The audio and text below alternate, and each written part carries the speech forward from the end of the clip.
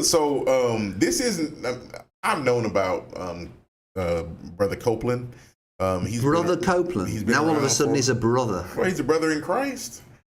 No matter what his grievances are. About a brother in crime. I'm not the criminal, so I can't join him in that. I'm not saying he's a criminal. But he has been one of those, and I think you mentioned a video. He was laughing, ha ha ha ha. I don't know if we found that video, but that looked kind of odd.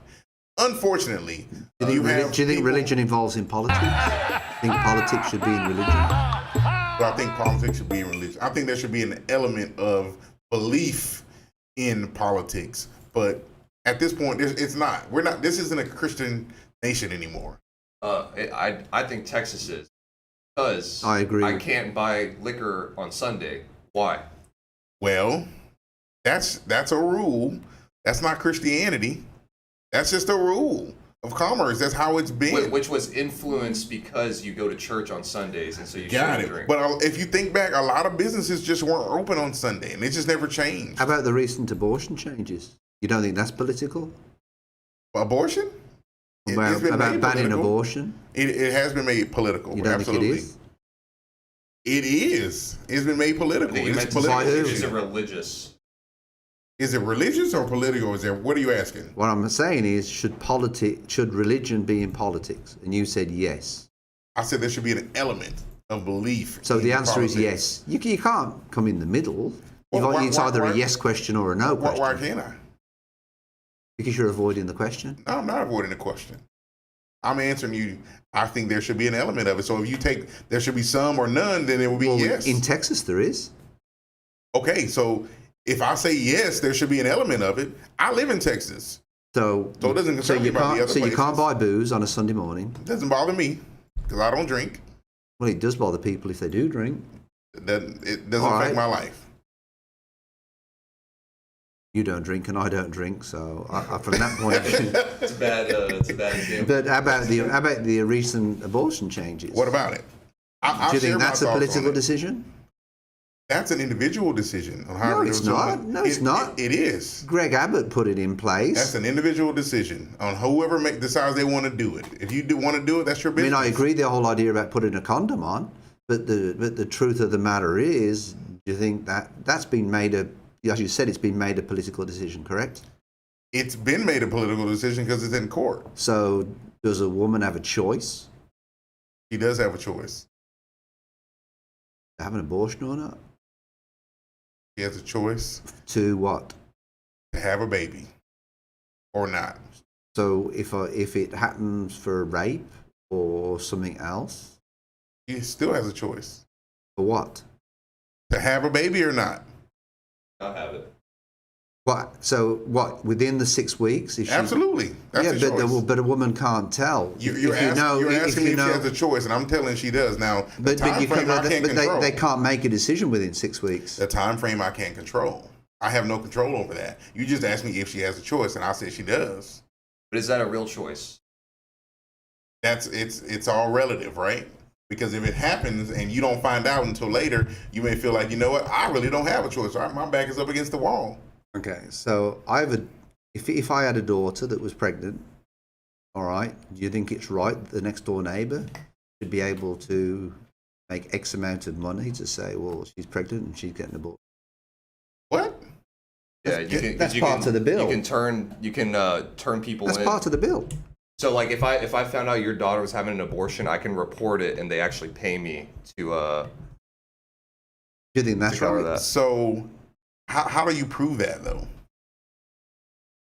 By finding out that she's having an abortion. Yeah. How do you know? Are you in the room? You tell somebody, and my thing is, how do you know? I stole a piece of candy when I was 6 years old from the convenience store. Never told anybody else about it. Now here I am, 45 years old. But it's on the table as a. Right, I understand that, but what I'm saying is, I think you will get. I think you'll get for money. I think you'll get friends turning in friends for that. I don't. But it's in. But to me, that's a political decision. It's in the bill. It's a political deal, but I don't think you're going to have a whole bunch of folks coming in and, hey, I'm going to turn you in because you want to have an abortion. Oh, so okay. I think the lion's share of people say That's your decision. That's what the politicians are the one that have gotten involved in kind of pushing this down to it. I don't think it. So it's a political decision. You can't sue the daughter, but you can sue the doctor. The doctor that did it. Yeah. So I mean, it's just all like. It's like basically saying like the U.S. system isn't racist when like obviously there's a bunch of laws in place that are inherently racist. It just doesn't say it on paper. It's the same thing here, I think. But it's like all the places that they've put in the voting restrictions are all areas that are predominantly black and brown people. Yeah. Not a surprise, but then you'll have the politicians say, but it doesn't say that it can't be for black and brown people. Okay, so why did you choose this specific zip code? Do you know in the Texas Senate there was a black senator that or whatever it is in the Senate that got up there and was talking about the black and whatever the voting restrictions, and the chairman of the Senate turned around and said, out of order. Well, why can't I talk about that? Well, because it's basically, and he even said you can't even use the word racial. I don't know. They stopped him. It's on a John Oliver video. I don't know how we turned down that road, but nevertheless, it's a decision that everybody has to make and everybody has to deal with. So a Texas doctor who has been admitted abortion is a human right. Yeah, this is the first. I think this is the first case of somebody getting sued for doing an abortion in Texas. And do we know the circumstances? Yeah, he did an abortion. No, was she raped? Was it incest? Was it? I don't know. I honestly, I don't think it should matter. I don't think it should matter either. I don't think it should matter. That's my deal with it is the percentage of incest and rape pregnancies is lower. Most of the time, these are done as a form of contraception. Yeah, but like even then, it's like that's their decision. It is. All I'm saying is, but that's the example that's always brought up though for the argument. If somebody wants to live their life, killing babies. Yeah, basically, even if they want to do that, I mean that's. They want to, regardless what your moral standards are, if somebody wants to live like that, then they go with the circumstances. I'll say this. If it was a dog or a cat, no one would care. It'd be a completely different story. No, it wouldn't. Because we just had somebody that managed to find a cat that was pregnant. They took it to the local... They put cats. They euthanize. They do those. They put those down all the time, though. Yeah. Well, no. This one, what happened was they spayed it and they aborted the kittens. Because you can have that done, but nobody. That's something that the owner that took that on because they was going to take the cat. Unfortunately, it's an unfortunate. They decided to do that. In one of our HOAs, they decided. Political or not. Anyway, we know our. Let's get. Anyway, let's get back onto Mr. Copeland. Yeah, because we didn't even talk about. Yeah, we didn't talk about this dude. So I think this is the clip of him laughing, actually, right here. Oh, they didn't give us the audio. They didn't bless us with the audio. They do. The media said Joe Biden's president. Ha ha ha ha ha ha ha ha ha ha ha ha ha ha.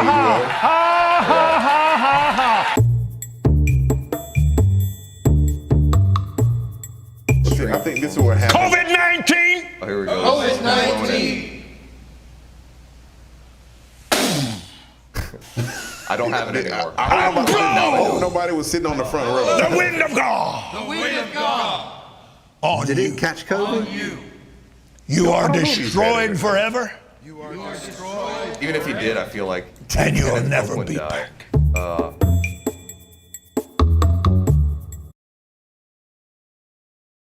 No, I don't think so. Okay. But what he did catch was a plane from his front driveway. Yeah. Because the man I can't believe you said that. He's got a runway at his home. At his home. He has a coded airport, airstrip at his home. Kenneth Copeland Airport. That's it. It's up outside of Dallas, Fort Worth area. It is, man. That's just the code to it. So it's used solely for just his flights in and out of it. They got some. There it is. It's Google Maps. Google Maps, baby.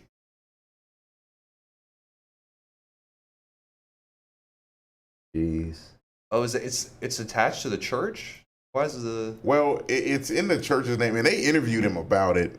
So he's a what's the charity? He's a 503c, whatever it is. 503, yeah, 501c. Because he's registered as a church, he pays no taxes, but he's got an airport, and he's asking for money for a new aeroplane. Do you think he should be a registered charity, Jay? Hey, man, I have nothing to say. It's the man's business. Got people to support him. That's called avoiding the question. If I ask you for money and you give it to me, is it my fault that you gave it to me? Oh, but you've got an opinion. But I'm telling you, I'm making a decision. I'm saying no. Do I think that he deserves to have a plane? Yes. I don't think he needs a plane. He can ride with the rest of us. Yeah, I think it's disingenuous for him. I think he even says like God, or it was Joel Osteen. One of them said like God told them basically that they need an airplane to travel. Right. That's just very disingenuous. It's just very misleading as well because there's no way to. Now I don't know what event could have occurred where you portrayed that information right. Like he could have looked online for like a private jet just to see how much it was, and then like for some reason like a God article popped up and he's like, this is God telling me. Now I don't know. Apparently he's got a plane anyway at the moment, hasn't he? He just needs a new one. Oh, he's got a few of them. Yeah, so and he's using them as tax write-offs? Let's look at it like this. Let's say it was costing the church $15,000 a month. How is that? Hold on, let me finish. $15,000 a month to fly him wherever he was going. Okay, that's how much it was costing the church. So he looked at the economics of it and said, instead of me spending $180,000 a year, if I buy this plane, the monthly payment is $8,000 a month, and we will own the plane, and we don't have to worry about that expense anymore. How about the maintenance? Well, I still got it. I was spending 15. I still got 7 left. Yeah, in the package, I've got one check question to Mr. Copeland. Yeah. How is that serving the community? Well, I'm making myself present, be able to pray for. You don't like answering a simple yes or no question. Hey, man, I'm just telling you. No, you're avoiding the question. No, I'm not avoiding. Yes, you are. I need to be where the Lord sends me for people. On a jet. I got to get there fast. I didn't see one of the disciples with a jet. Well, the Wright brothers didn't put it out there. And put it out there yet. Of course. But there again, you had Judas. Oh, yeah. Of course, I'm playing devil's advocate, man. This guy does not need a plane to do the Lord's work. Well, he doesn't even need an airport. Oh, well, of course, that goes without saying. Yeah. You don't need an airport to do God's work. But it's there. But the Jack, see if you can find any photos of Kenneth Copeland's his plane. That's an article. Yeah. Not an article, an interview. Is there any photos of his plane? Little Gulfstream, it's a little nice one. Oh yeah, he got one of those nice bad. Oh, nice. It's a biblical thing. You can get it. Let me see if I can send the. Yeah. I mean, it's like a 2-minute video, Jack. But here's the full video is like 11 or 12 minutes long. But I think the lady. A photo's enough, believe you me, as far as I'm concerned. Evangelist reflects on the time he was questioned by correspondent Lisa Guerrero over his lavish transportation. So I said, yes. She walked over there and said, we are with Inside Edition. I said, glory to God. Lord, you mean to tell me I made Inside Edition? In 2019, Inside Edition's investigative team looked into how televangelists travel. Oh, yeah, One very of them was Kenneth Copeland, who founded Texas-based Kenneth Copeland Ministries. There ought not be any poor among you. He's one of many preachers who have private jets. We'd just like to ask you about why you don't want to fly commercial. Inside Edition's chief investigative correspondent Lisa Guerrero caught up with Copeland in Branson, Missouri, and asked him about his lavish private transportation. If I flew commercial, before his I'd have to stop 65%. I only really heard about him in 2020. Oh, no, he's been big. From COVID. Despite Copeland getting heated at some points during the interview, he recently said during a church service that he saw the encounter as an opportunity. And just about to get in the car, Brother Copeland, and I looked up. There's no one there. Normally, I just get in the car and go because somebody had a camera out there. But I had this catch in my spirit said, answer her.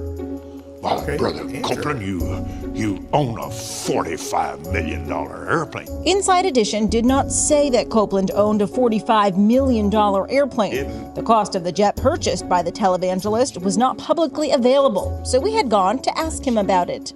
How much money did you pay for Tyler Perry's Gulfstream jet, for example? well, for example, that's really none of your business. But Isn't it the business of your donor? I had an opportunity right there on Inside Edition to talk about Abraham and his wealth, to talk about the curse of poverty Don't hate on him. at all, and it just went out everywhere because I own a big airplane.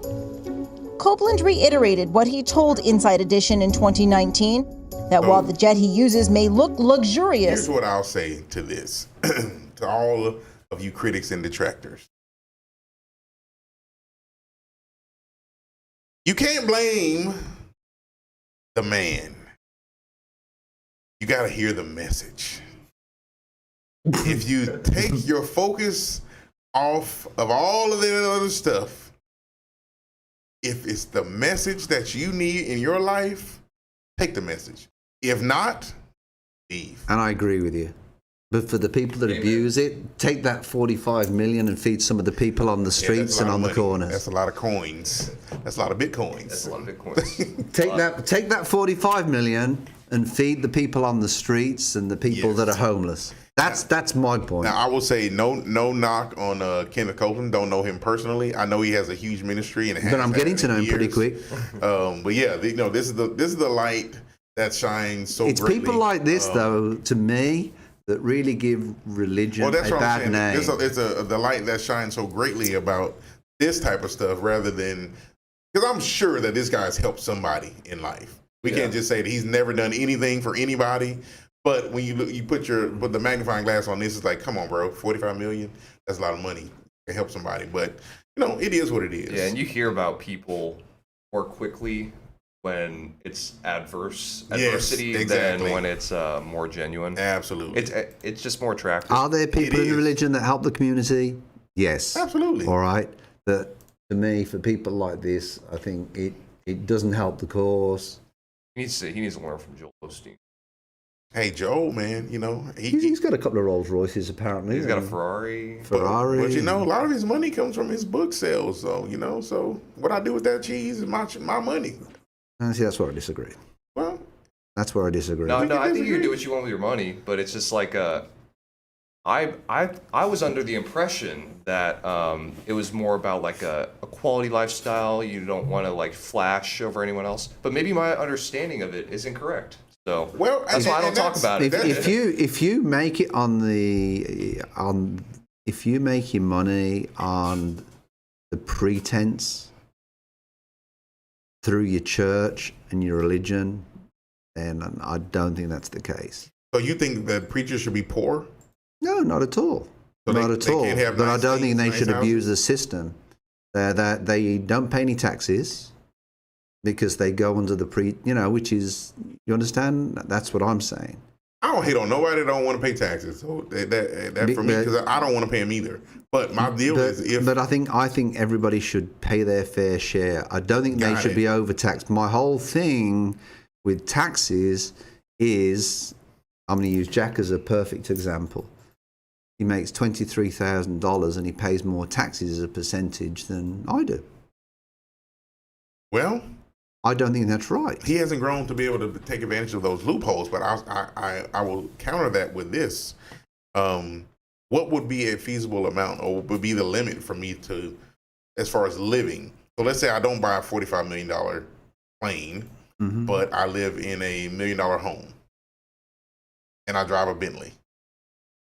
Is that too much? Say that again? I don't have the $45 million plane. I fly commercial like everybody else, but my home, I live in a $1 million home and I drive a Bentley to work. Is that feasible for a man of the cloth, in your opinion? But that's the thing. They don't pay any taxes I'm not because talking about they're taxes. considered So is it taxes for you, or is it just the things that he has? I think there's two things. One, I think the things that should be, I think there should be a limit on a 50c3. If it's a registered charity, then it should be doing work for the community. So if something, it's a little bit like, I use things as an expense, but it's a business expense where I claim against my taxes if it's a business expense. If it's a personal expense, then that's classed as income. So if I'm driving a Bentley, how is that helping the community? So that's what I keep hearing. You're saying helping the community. To me, that's the prime thing with, I think there's two real problems with society at the moment. I think one is, I think parents need to be more involved with children. You understand that? Especially in the poorer communities. Okay? And that's in itself a huge challenge. I challenge you to say that parents are more involved in poor communities than they are in more wealthier ones. Well, I hope so. And I really hope so. Okay. But the other part is, I wish there was more community programs put into a lot of the communities, regardless what wealth level they're at. I would like to see more. I'll give you a typical example. There's somebody else I know who's a member of the cloth, all right, who I don't believe helps the community. And he knows all the wiggle room. All right. So you've got some bad characters around you that are representing the cloth. Maybe. With some of the things he's said to me, and I haven't passed comment, because, but I just think that some of the things he said, I just think he's manipulating the system. And I think that when you manipulate the system, I really believe there's always a day of reckoning. At least I hope there's a day of reckoning. But he doesn't really do much for the community. He really doesn't. Far from it. And yet you've got some churches that I think are really, really good. We've got a property down in Southside, and you know Southside, it's not a wealthy community.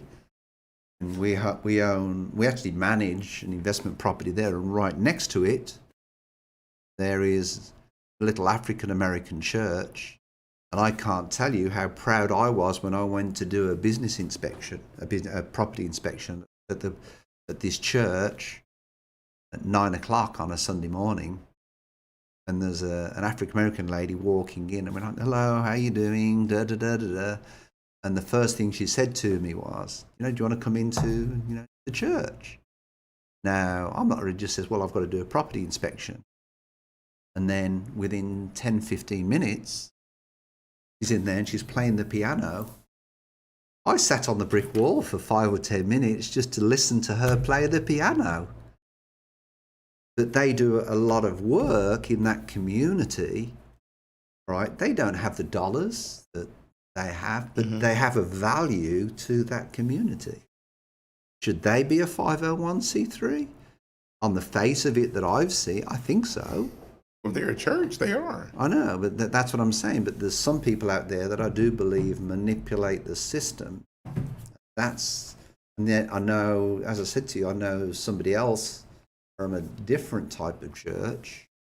I don't want to point any fingers, but I feel that he openly, abuses it. Well, as I said, it's a shame because I don't feel all churches should be put in that pot. Exactly. But that's kind of what you're doing, I think, is what Jay is trying to say. That's exactly what I was going to say. And your anecdotal experience with what you dealt with whoever those people are, it doesn't classify every church that way because, I mean, quite frankly, I have less respect. And respect is probably a harsher word. For me, I would rather see someone doing the work than having a camera in front of them showing them doing the work. It's like, just do it. Let's see the results. Okay, but there's another American church that I know, okay, that I've had experiences with. The pastor has a Rolls Royce, and yet when he goes to the congregation, he shows up in an S10 pickup truck. Okay. Again, your anecdotal experience. Because I, from what I'm gathering from you, is that if you got nice things, you're not doing enough for the community. That's the way it comes across. And what I'm saying is, as a church, a fully functioning church that has members that are going, those communities, they're all in there. Those are communities that you have sitting on those pews. They're all being affected. So it doesn't make me less of a man of God because I drive. Hold on. It doesn't make me less of a man of God because I happen to drive a Bentley GT at home, and when I come to the church, because maybe I got to bring some people home. So do you think it's right that he's got a Bentley, but when he turns up to his congregation, he's got an S10? I don't think it's anybody's business. Do you think it's dishonest? What is he being dishonest about? You know he has it. Because he doesn't tell his congregation. So it's not a secret. He doesn't tell his congregation. So you think no one knows he drives a Bentley? I know so. No one in that church knows. No, I know so. There's a 0% chance that non-0% chance. Because I know somebody in that congregation who goes to his church. And they don't know? What's that? And you saying that they don't know that he drives a Bentley? Yes. I would stretch to say that somebody knows he drives a Bentley. It just doesn't matter. The board of directors on that particular church. Getting kind of off track here, to be honest. Yeah, we are. Yeah, let's get off because I don't want to get onto this too much. We're talking. There's a reason why I don't. Well, it seems to be an issue, but nevertheless, we can approach it later. It is, but that's why I think there's a lot of people that I think would be more religious, and I think indirectly the long term is I think people, and as I said, I feel that politics is in. I think religion is in the politics of Texas. I think and that's what I think is a shame.